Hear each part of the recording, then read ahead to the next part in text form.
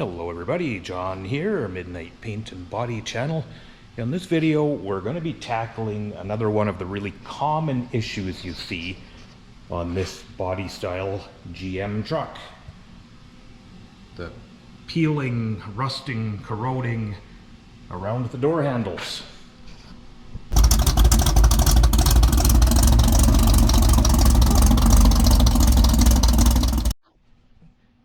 Yeah, something you see a lot on these, what is it, like 07 or 08 to 13, I think, this body style.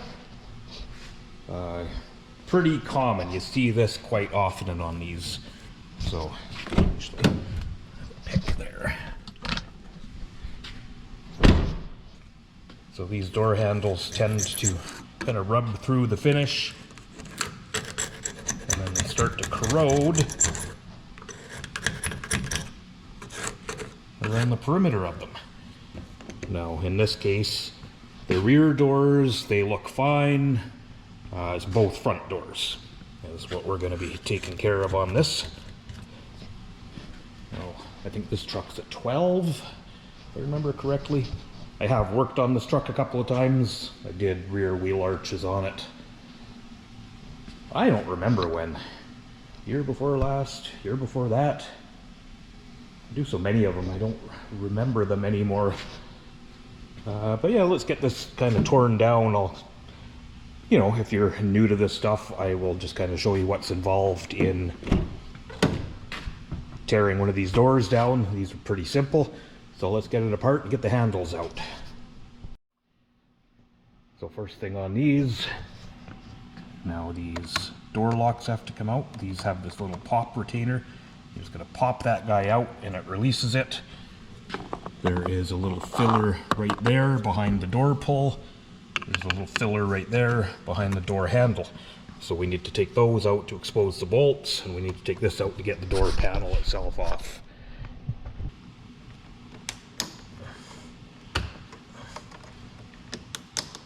Let's see. That little guy there just releases, and then this just slides off the rod.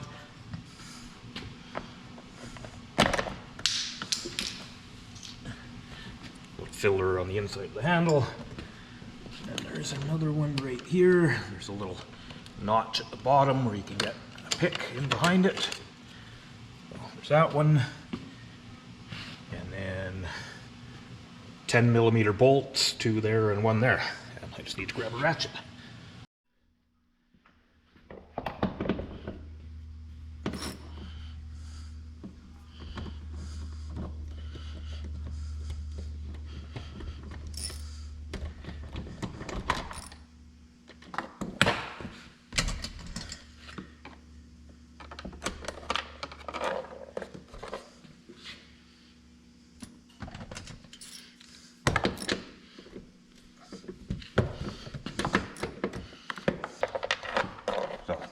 These ones can fall down inside the door.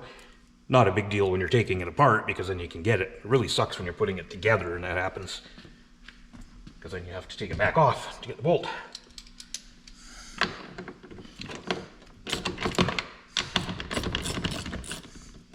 Little cover for the mirror bolts here.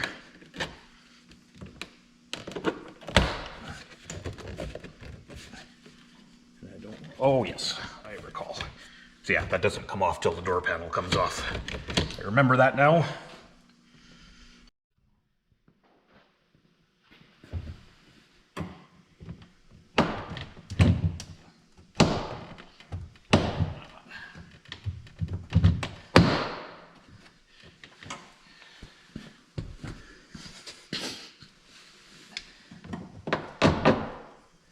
These ones can be a little bit of a bear to get started sometimes. Find where the retainers are. You know, don't just go reefing on them, because you're going to break clips.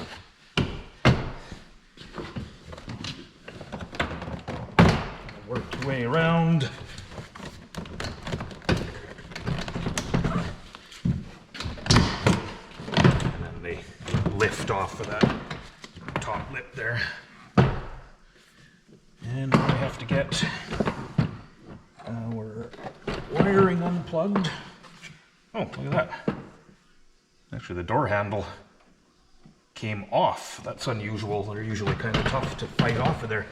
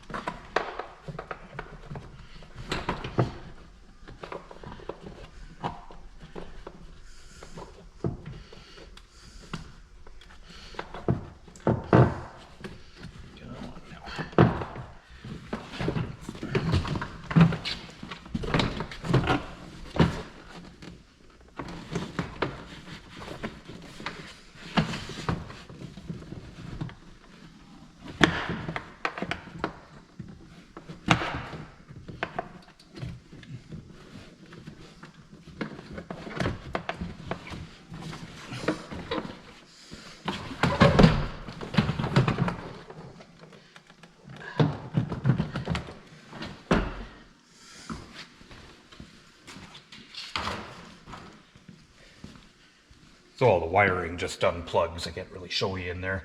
There's just that little release. Push down and the plugs slide out.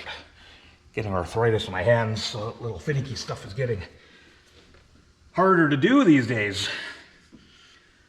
So next, our door handle, your vapor barrier. It's usually just held on with this kind of rubber stuff. Again, you don't want to reef on it because you don't want to tear this stuff up. And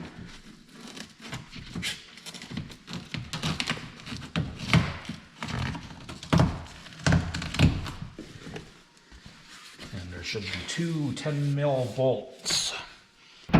So, door handle, right through that access hole. That 10mm bolt right there. And then there's another one right there.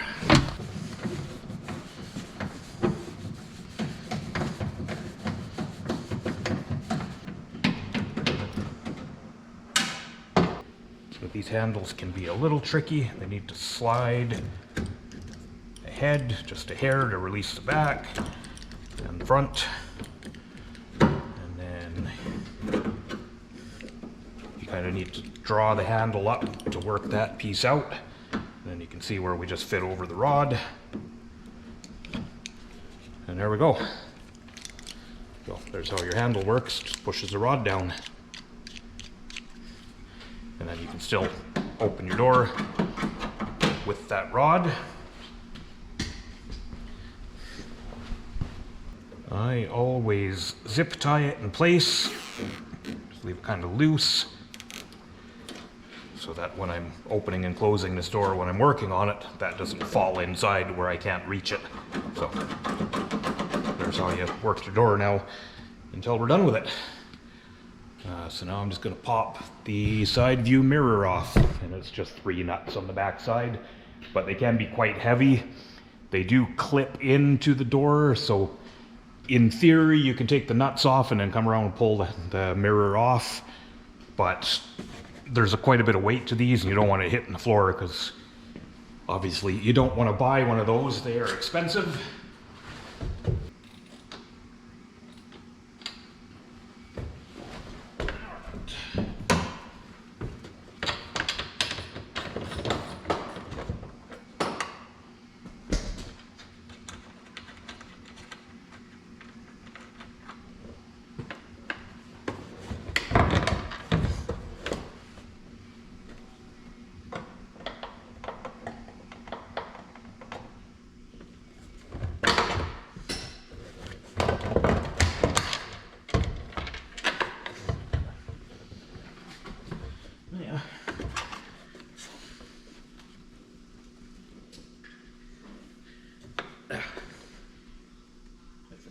Wiring rotators.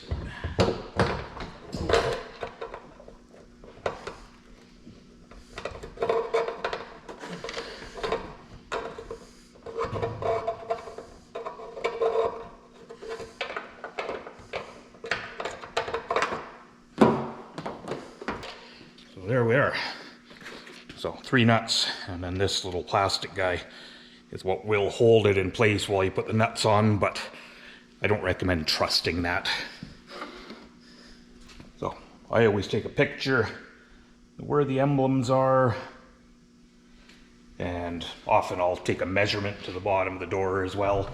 I'll do that on the other side before I strip it, but you kind of want to remember where everything goes. So when I worked in a collision shop doing, mostly insurance repair, I was I was an estimator for a lot of years in collision shops as well.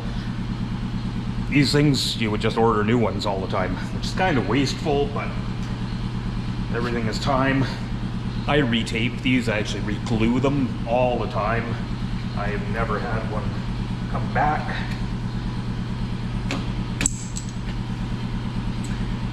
They're obviously a little finicky and they've got to be straight and proper, but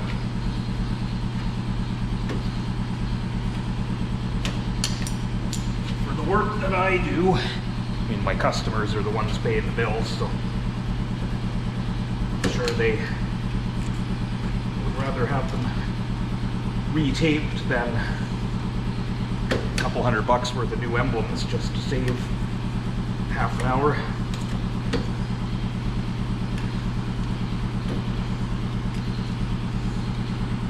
Alright, so there's our door stripped down. I'll pull that belt molding off as well, but I'm going to rip down the other side, and then we'll come back and start cleaning this up, and we'll have a look at the inside too.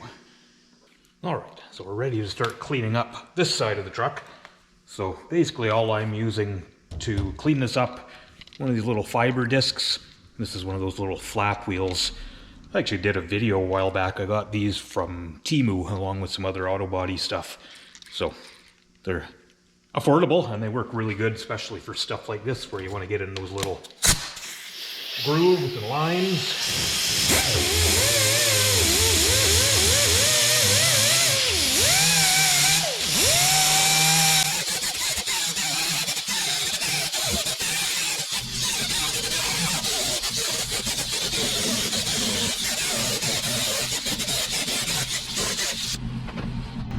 So you can see how well those little discs work, and they don't really dig into the metal. So I'll get that all cleaned up. I'm just going to grab a sander and feather this all back. And there is a dent in the door right there. Guy's a good customer, so I am just going to fix that for him since we're painting the door anyway.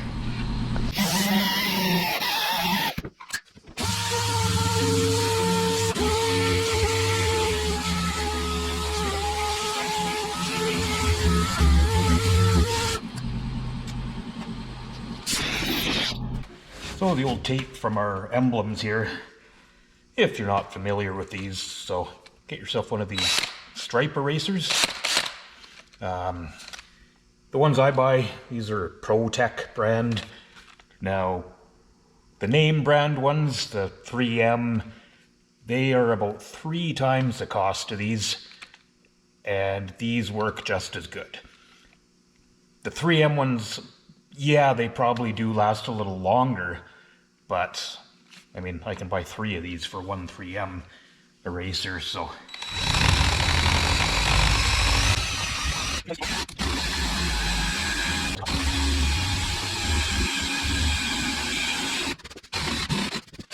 All right, so it's nice out. My shop is super full. I've got a truck in the booth. I didn't feel like moving out, so I'm just gonna prime this thing outside. So, coat of epoxy primer over the bare metal.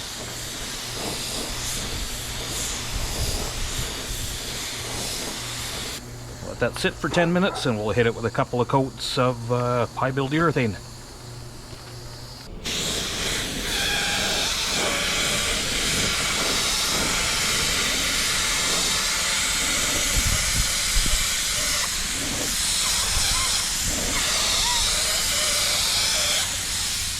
So it's the next day here. We're going to move on to our prepping portion. So this wasn't a lot of repair. Obviously it was just feathered back, and it was a small repair here. So we're just going to kind of knock the top off with the block with some 240. And then I'll probably just finish it up with the orbital sander, the finishing sander. And I'll probably just hit it with 320 and then 400 on the sander. So it's not going to require a lot of blocking.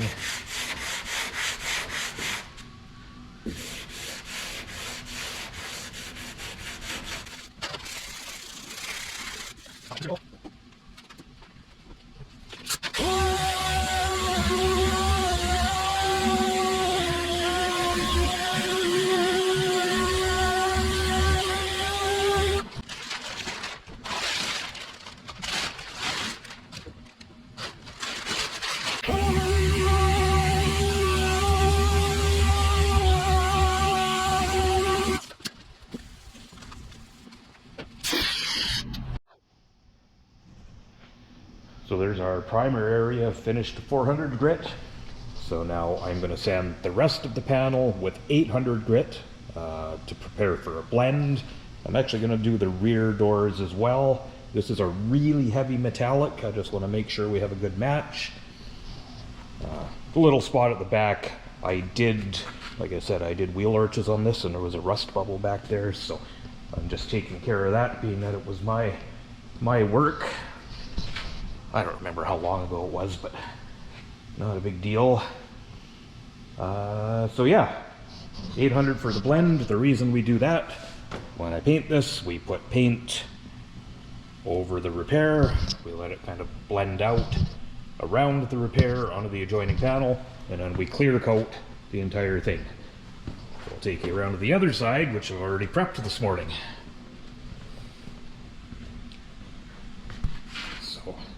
There's this side all sanded. So say our paint just blends off and then our clear coat goes all the way out to the edge. That way we are maintaining our factory color match because we're not putting color all the way to the edge. So we're only putting clear coat here, so it's going to match perfectly to the existing paint. And that is why we use base coat, clear coat systems. So I'm going to finish prepping this up until it looks like the other side. I think next time you guys see it, we'll be in the booth. Alright, the truck is all masked up in the booth. Still need to turn fans on and wash it down, but it is masked. So our next step, we have to go mix some paint. So my noisy old paint mixer is going. Should stop any minute. So what we're mixing on this one is GMWA 501Q Carbon Flash. It is called, if you want to put a name to it.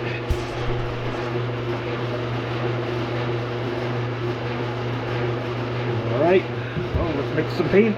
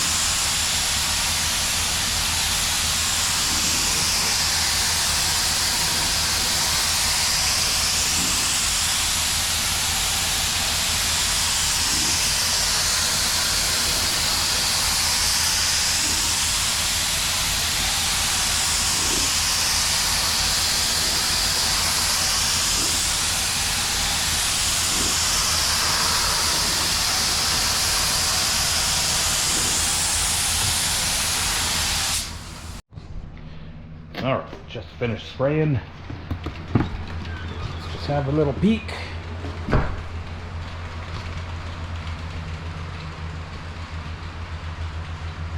Yeah, so far so good. So this little spot back here, because it's freebie, I just spotted it in, did a little solvent blend there, and I'll polish it back after.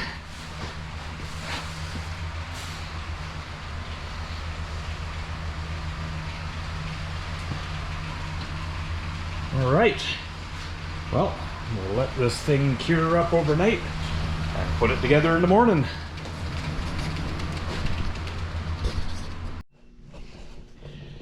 Well, here she is all finished up, guys.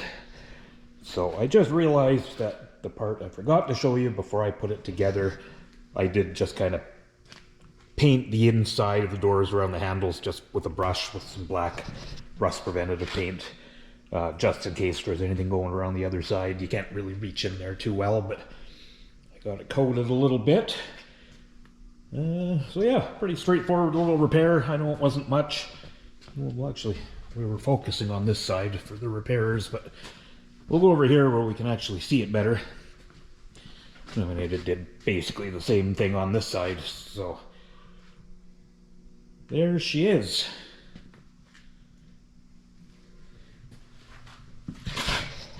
So again, not a big deal, but it might be helpful for somebody. If nothing else, it kind of shows you what's involved in even these little repairs. There's always a lot to it. So as always, thanks you guys for watching, and hopefully you'll come back and check out the next video.